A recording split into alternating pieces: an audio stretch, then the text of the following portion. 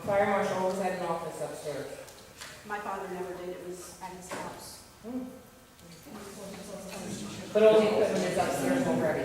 He didn't have any equipment, everything was done But back. it's already upstairs, That's all the fine, equipment. I didn't know that. And a computer too. Oh, that's nice. Okay. Can we go to old business, please? I have a couple things under old business. First, if anybody has questions about the FEMA, Danny wants to know if we don't, we need to sign a paper for him, or what he passed out to us last week at the committee meeting. I'd like to make a motion to approve. Second. Have a roll call, please? Mrs. Brodsky? Yes. Ms. Peterson? Yes. Mr. French? Yes. Ms. Foley? Yes. Mr. McGuire? Yes. Ms. Richter? Yes. Mrs. French?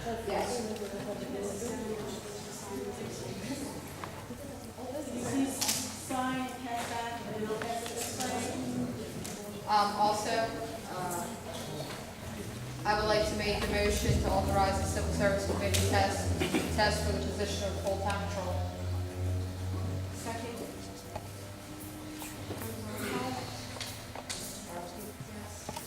Yes. Yes. Ms. Foley? Yes. Mr. McGuire? Yes. Ms. Richter? Yes. Mrs. French? Yes. Motion passes. Also, the Boys Club request for the parade on April 14th from 10 to 2. The rain date is April 15th. Make sure everybody agrees. Motion passes that. Danny, did you put that to motion, or does everybody agree that the Boys Club have a parade? Yeah, how many get for that? Usually turn it from there.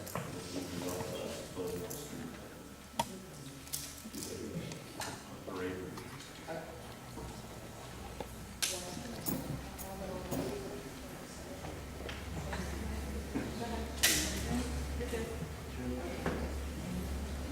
Also, just a reminder, the Easter egg hunt is set for March 31st, 12 to 2 behind the firehouse. There will be the ages are a year to 11. Pictures with the Easter Bunny and good time, please bring the kids. And also approval for the Folcroft Union Church to use the park July 11th at the field behind Borough Hall, August 1st at Montgomery, and August 22nd at Landmark Gardens.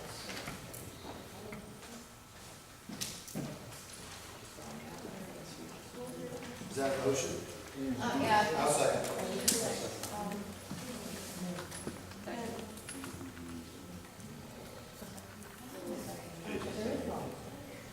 Roll call, please.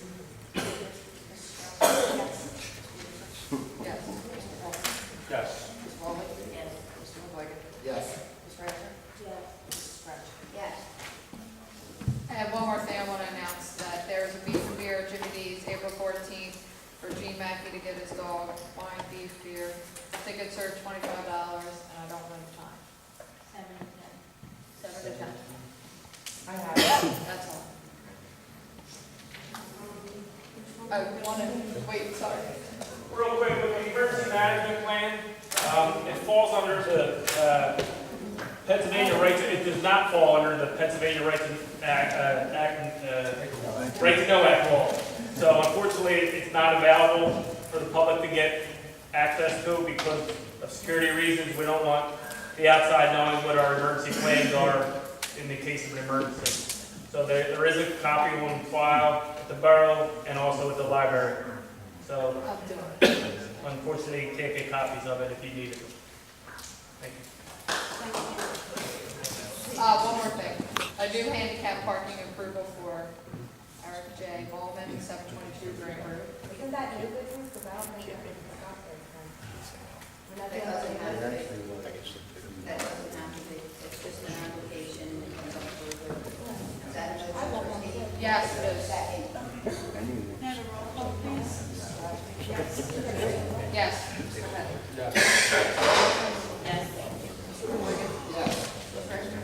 Yes. Mrs. French. Yes. Okay, motion carries.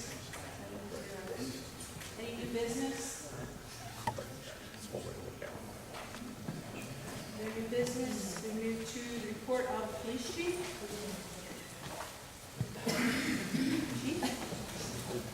Got a few things for council and our residents.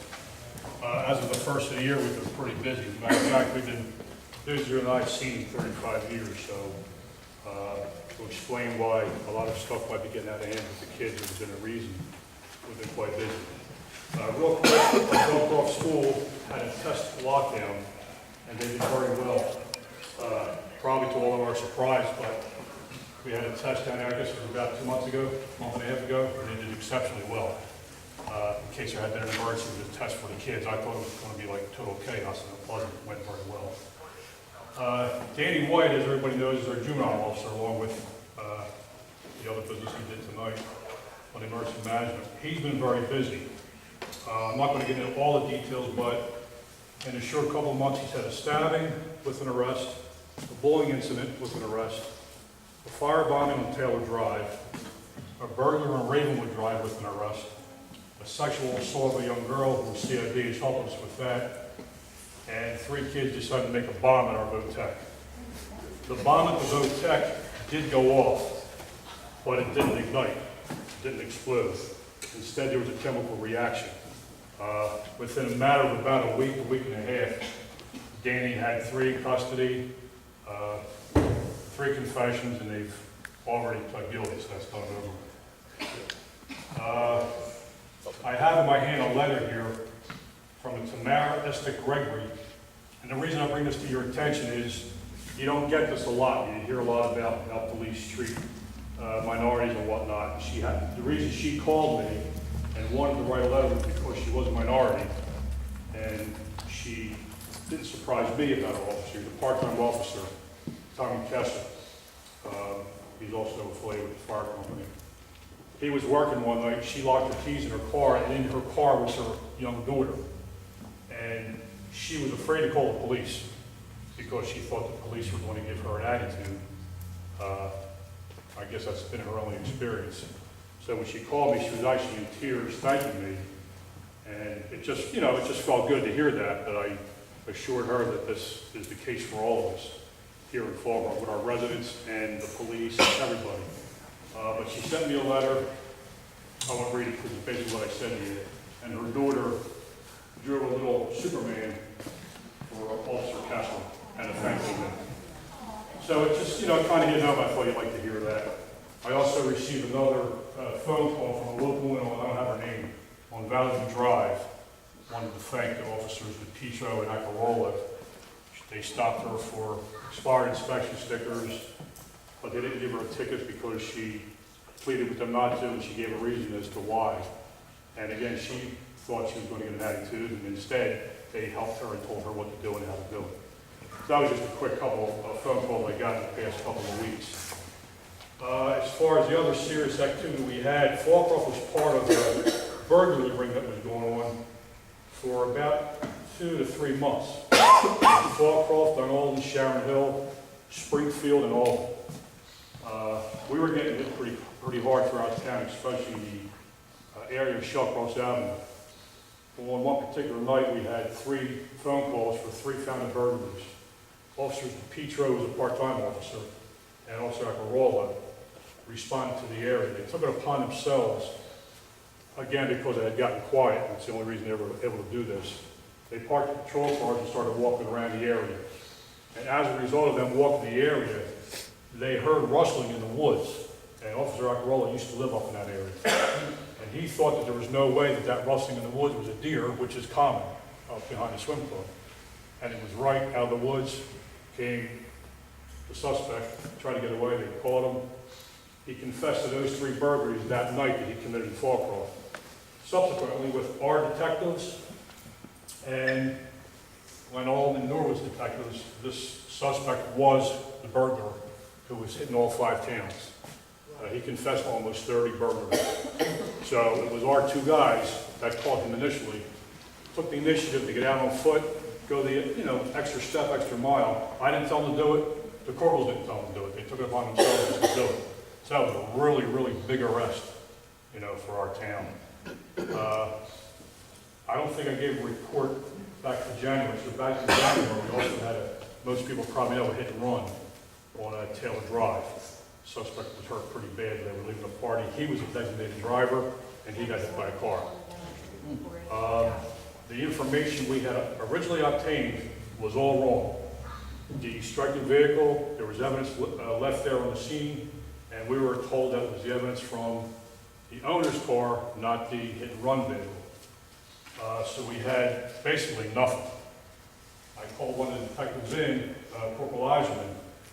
Within an hour, Officer Eiserman figured out that it was the striking vehicle's goods laying there on the scene.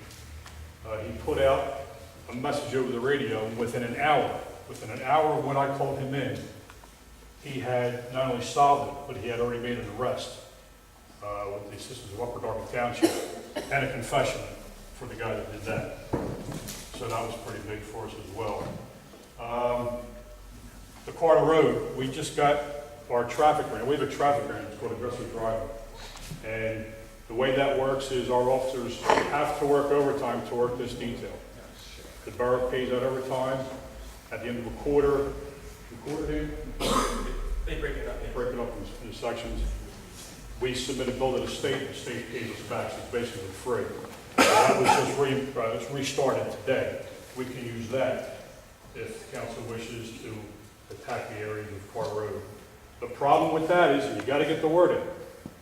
You gotta get the word out that if we go down to Carter Road and enforce traffic violations or anywhere else in town, the people that are going to be getting tickets are residents.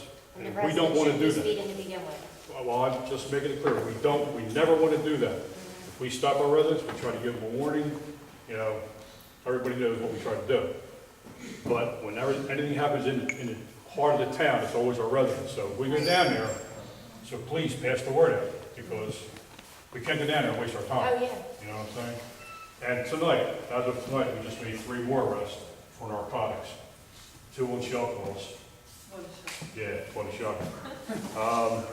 We also arrested the residents of Shelco Avenue have been calling, complaining a lot, and I give them a lot of credit for their patience, because it was a lot of phone calls, a lot of drug activity. They were watching it happen, and they were calling us. First they were calling the station, not 911. So by the time we got it, they were long gone. They finally started calling us. And again, it was terrible for them to deal with it. They were just watching drug deals out front like it was selling water ice. But they finally called us, via Delcom, and we made an arrest on that guy. Matter of fact, that was Jimmy White. Pursued him and then got all of them, but we were able to make an arrest on him, so that was pretty big as well, because there was a lot of complaints. He was blatantly just dealing right out in the middle of the street. So we're able to do something about that. And I believe that's it. I have a question regarding the juveniles. Officer White, what happens when they are arrested? Do they go to juvenile hall, or they released to their parents? The reason I'm asking is, last meeting, people were complaining about the trash in our borough. Is there any way you can get those juveniles that have so much energy to create bombs, whatever, to go and pick up trash on Saturdays? Yes, there is. Well, that's the community service users. They use the juveniles, not just DUI, they put the kids in there too. Community service does that, our magistrate can also do that. Okay. But that's only one of our offenses here. Community service use adult fees, once it's done. So how would we get kids that are handled here, how would we implement something to put them to work instead of terrorizing the residents, making them clean up? You gotta wait till you get it before the judge. There's no way to do it unless you get it before the judge. Or unless we handle it here in permanent. Basically, there's a criteria. Certain crimes, the juvenile detention center will take the juvenile. Believe it or not, most crimes they don't take them. We just have to basically do a juvenile warrant for them, then they appear in court. All jobs that I have to do a petition on goes right to media. It don't go in front of our court. Citations such as disorderly conduct, underage drinking, criminal mischief, stuff like that goes in front of Judge Christie.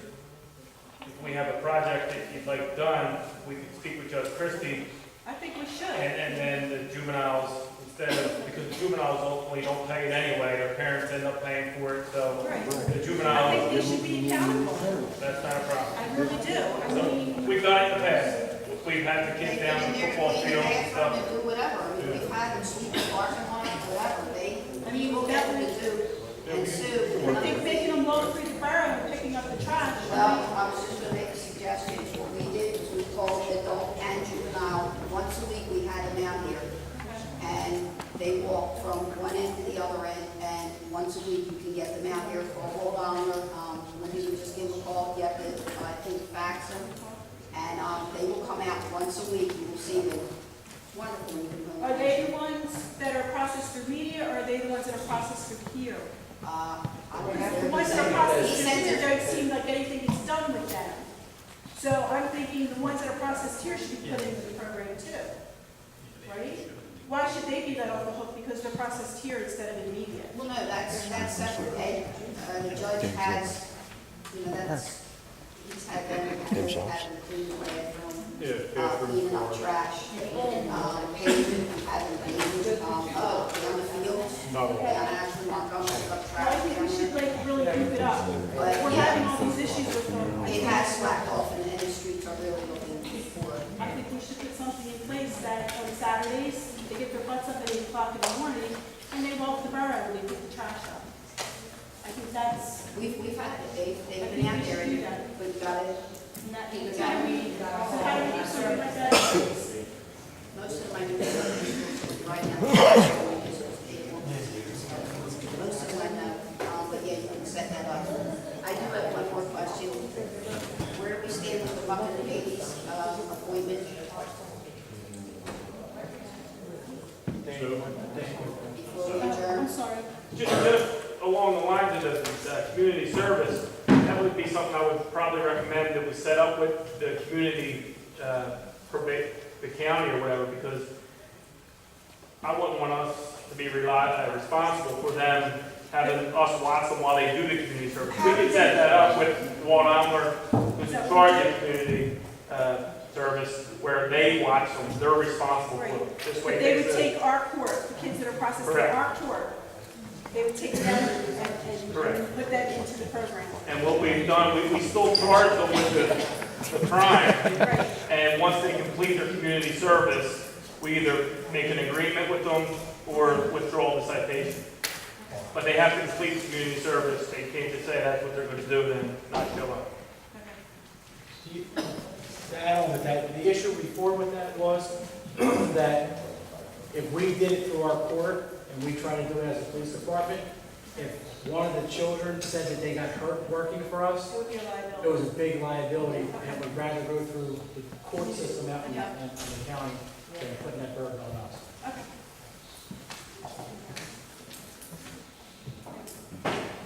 Mary Ann had a, The Bucket Ladies appointment, since the month recognized, anyway, where are we with that? That's a matter of, I've actually been in discussions with Mr. Pierce, and as you know, there was an issue with the appointment of Mr. Blake, because he was appointed to a vacancy that had not yet occurred. And under the Municipal Authorities Act, that vacancy cannot be filled until after the first Monday in January of the year. And that is what this council did at its last meeting. Mr. Pierce and I are in the midst of discussing that now. It may come to a point where, if he has one opinion and I have another opinion, then there will be a third party who's going to resolve it. And then we're going to get it.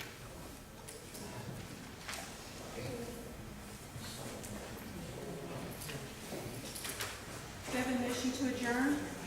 Second.